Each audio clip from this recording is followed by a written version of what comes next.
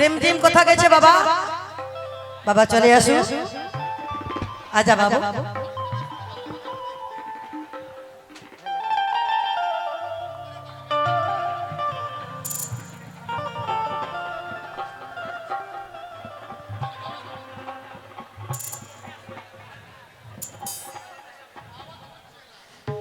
जेंगा बलिया में कार्यक्रम भई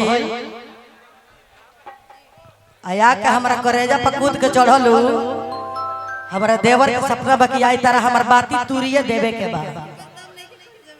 वो अभी हम ना कहब कि वहां के दम बाकी ना लेकिन तहरा हमार बाती तूर देवे के बा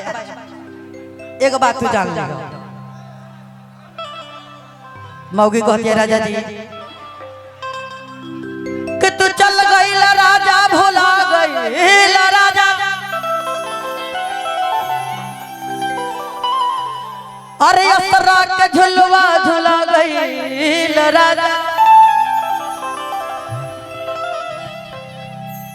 तू नहीं रहला का अनिंद आवे ना राजा जी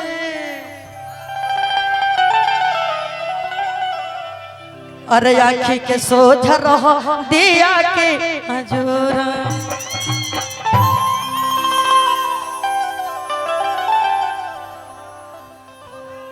कहती औरतिया कि गवना करा के बहरा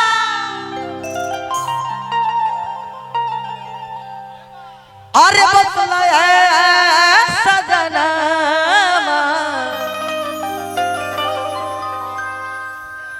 आग लगो तारा कमाई हाय सोना संदेह जरूरत जमन अब तू छोड़ के बाहर जाके रहता रह ए राजा जी रुपया से सुख ना मिली जो ही से सुख मिल जाई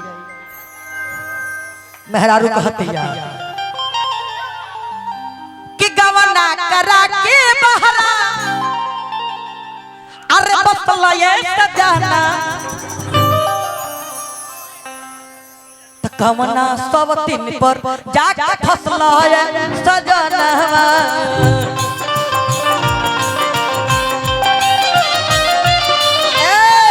कवना सब तीन पर जाके फसला सजनवा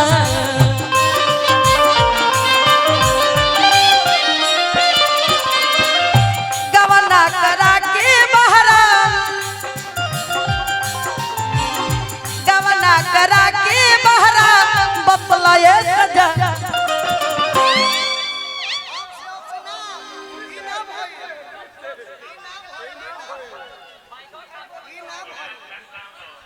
हम देखले बानी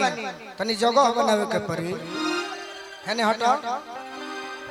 ए बिकी भैया हटो ना है ना रिमझिम जी है जैसे अब देखी तो देखो बाबू भालो करे सावधान है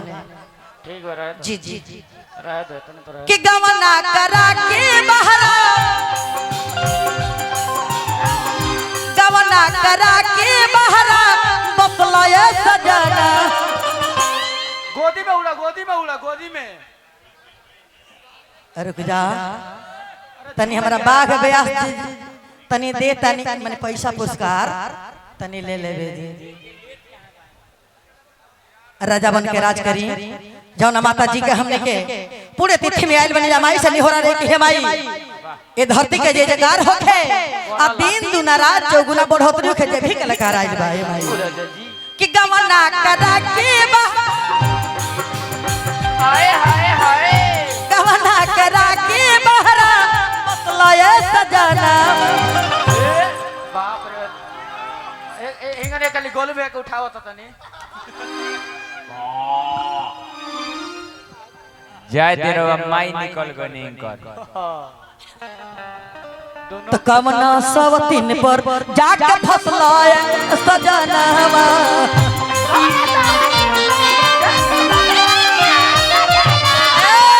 कवना सब तीन पर जाके फसला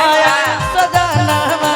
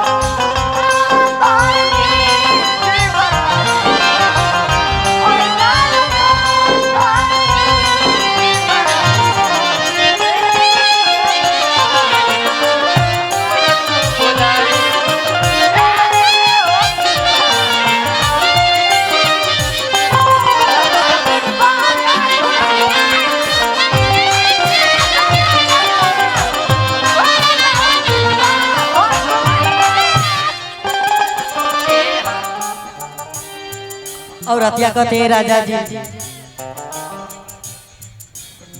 ए देवर जी अरे बोलो ना, का कहे मन मत मानो। का बात बा खाबो खाबो खाबो, की करे खाबो अनेक আছে কত খাবে चलो टेंट के बहरी। साड़ी के किनारे हमार हाय हाय, तन हिलावो। कार होता फोन हो हाय हाय, से जी आप राजा हमार होता कैसन मन हो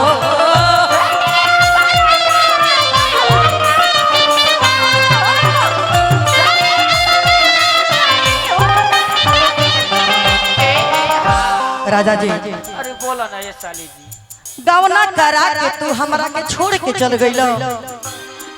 रानी 500 के नोट जगह ताजा फारल जाला ये राजा जी दूध पियावा देवर। ओही तरह लागत कि आए लो, देवर के दूध पियावा, देवर के दूध। साड़ी के किनारे हमार कार होता फनवा कार होता फनवा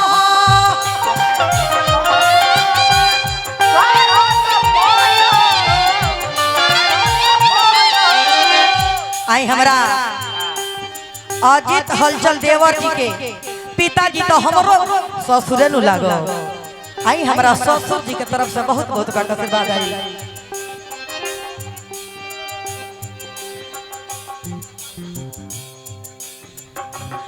सजिया पर राजा हमार हो